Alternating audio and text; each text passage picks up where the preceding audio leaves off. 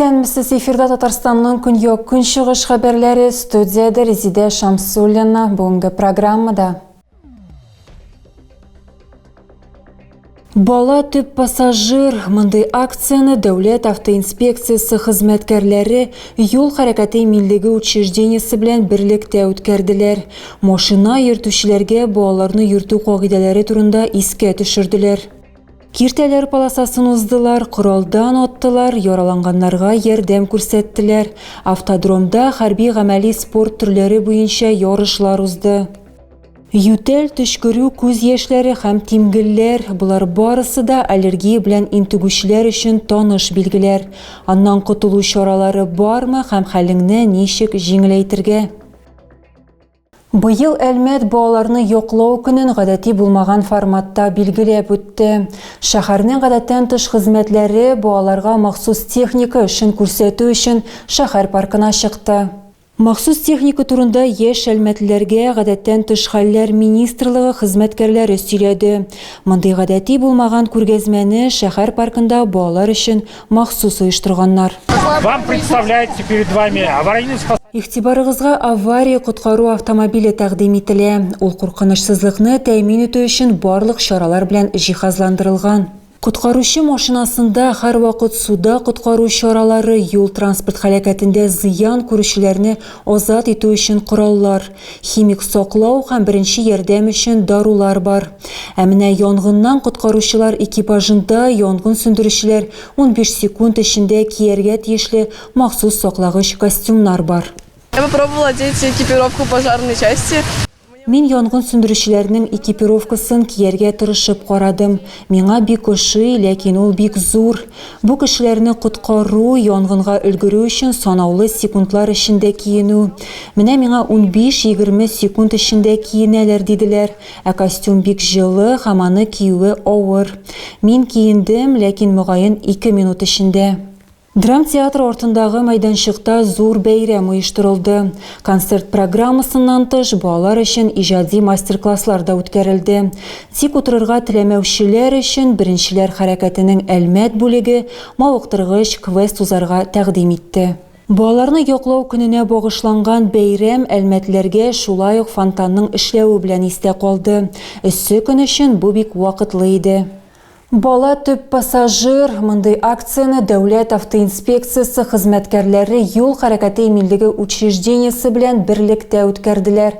Оператив профилактик чара барышында машина йөртүчеләргә балаларны йөртү кагыйдәләре турында искә төшерделәр. Проводится акция «Ребенок превыше всего». Баланың иминлеге барыннан да өстен акциясы үткәрелә. Менә сезгә балаларны дөрес эләктерү буенча белешмәлек. Сезнең балаларыгыз ничек эләктерелгәнен карасак, сез каршы түгелме? Юл патруль хезмәте бу транспорт чарасын салонда бала утырганга туктатты. Автоинспектор аның дөрес эләктерелүенә инанырга тиеш.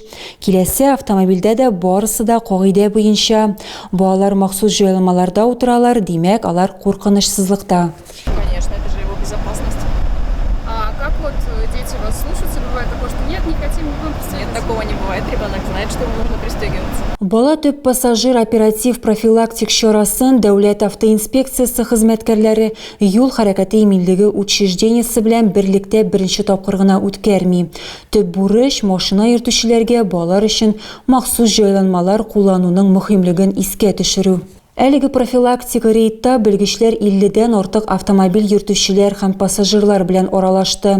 Кемгәдер кагыйдәләрне үтәмәгән өчен кисәтү, ә кемгәдер истәлекле бүләкләр тапшырдылар. Держи вот такую книжечку тебе, как участник дорожного движения. Раскрашивай. Менә бу китап сиңа, анда дәресләр расписаниесын язып була, һәм бу ягыч та бар.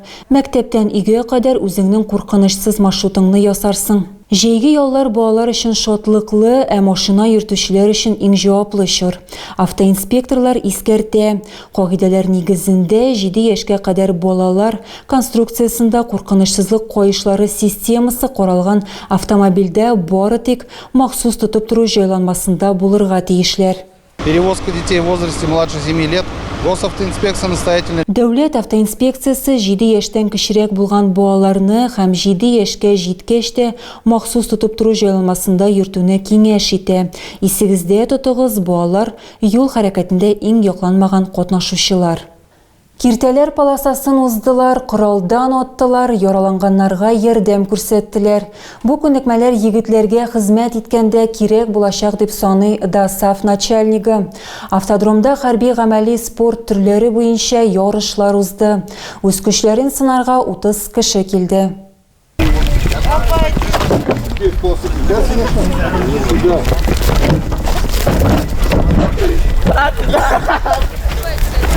Ярышлар каршылыклар полосасыннан башланды. Бу этапта катнашучыларны йөгерү, лабиринт, биеклек, шуышу һәм гранат ыргыту көтте.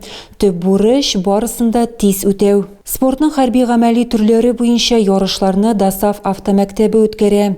Эстафетадан тыш сынаулар арасында пневматик винтовкадан ату, беренче ярдәм күрсәтү һәм зыян күрүчене транспортлау. Ярышлар Бөек җиңүнең 80 еллыгына һәм хәрби машина йөртүче көненә багышланган. Барлыгы 30 кеше катнашты. Беренче 2 урынны Әлмәт политехник техникумы командалары алды. Данное мероприятие важно в первую очередь тем, что поднимаем военно-патриотический дух у молодежи.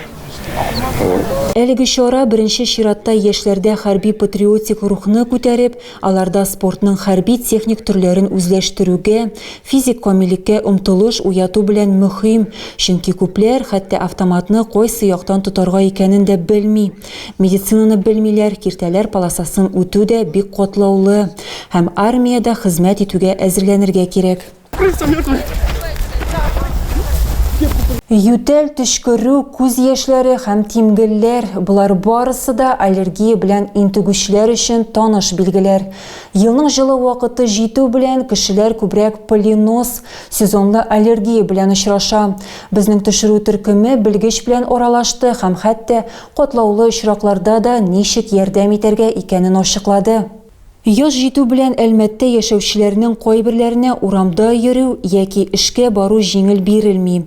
Чөнки кулъяулыксыз яисә дарусыз урамга чыгып булмый. Моның сәбәбе полиноз яки сезонлы аллергия. Иммун системасының аллергик җавабы чәчәк атучы үсемлекләрнең серкәсе, тузан белән элемтәгә кергәндә, шулай ук бөҗәкләр тешләгәндә дә барлыкка килергә мөмкин. Билгеләр арасында күз яше агу, төшкерү, йөткерү яки тын кысылу.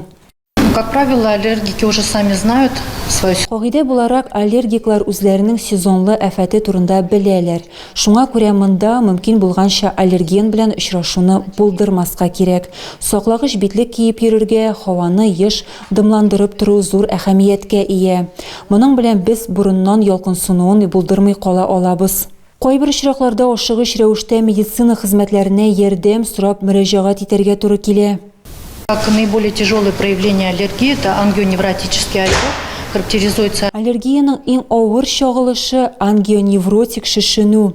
Ул шулай ук эчке органнар тышчасы шешүен дә үз эченә ала.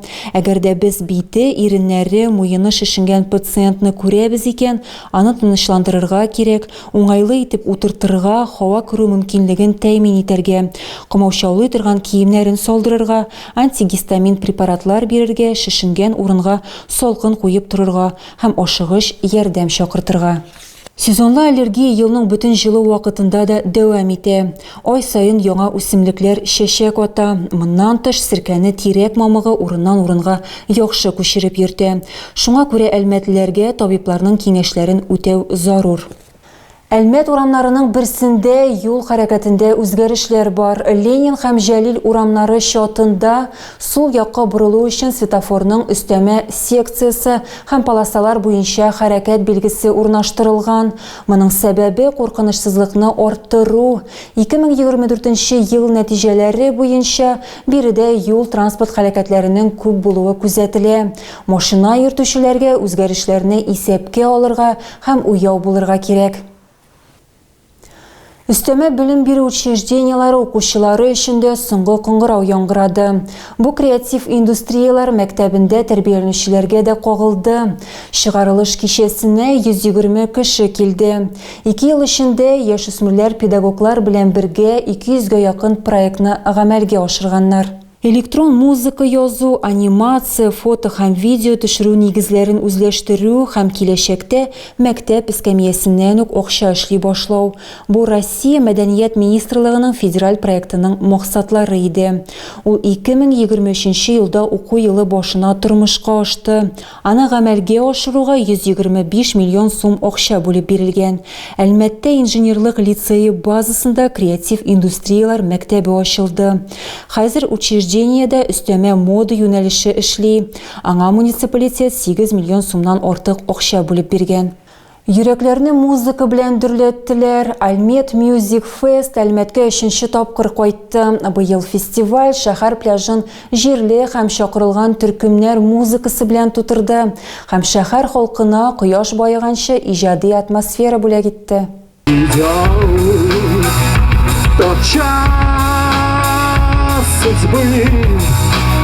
Җәйнең беренче аккордлары шәһәр пляжы сәхнәсен тутырды.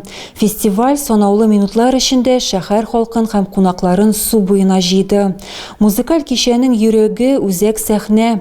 Анда Әлмәттән генә түгел, Татарстанның башка шәһәрләреннән дә төркемнәр чыгыш ясады. Әлмәтләр өчен фестиваль матур традициягә әверелде. Это второй, я каждый раз на этом фестивале. Да, мои друзья организовывают. Бу икенчесе, мин һәр вакыт бу фестивальдә, минем дусларым оештыра. Пожалуйста, какая атмосфера на фестивале? Миңа бик ошый күп санлы кешеләр һәм музыкантлар белән. Фестивальнең актив кунаклары өчен оештыручылар иҗади мастер-класслар әзерләделәр.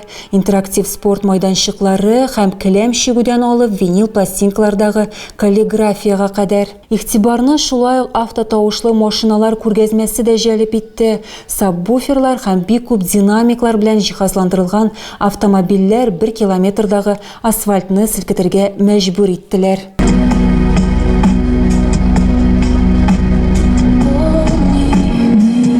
Бу динамикларның тавышы 160 децибелга кадәр җитә. Оештыручылар билгеләп үткәнчә, фестиваль елдан-ел үсә. 2026 елда программаны 2 көнгә кадәр киңәйтергә планлаштыралар. Разные бывают. Где-то гроб есть специальный такой. Гаризалар 3 тапкырга күбрәк иде, монда барысы да эләгә алмады. Һәм 2нче елга без моны 2 көндә эшләячәкбез дип уйлыйм. Киләчәктә дә шәһәребез халкын һәм кунакларын сөендерергә, Әлмәтне республиканың туристик һәм креатив башкаласы итәргә өметләнәбез. Иҗади төркемнәрнең шәһәр урамнарында чыгыш ясау уе аерым музыка фестивале масштабына кадәр үсте. Быел фестивальгә 10 меңнән артык кеше килде. Тагы да күбрәк яңалыклар һәм тапшырулар белән безнең сайтта таныша аласыз. Без социаль челтәрләрдә дә бар, хәбәрләр юллагыз. Бүгенгә менә шулар, мин сезнең белән сау булашам. Исән-имин булыгыз.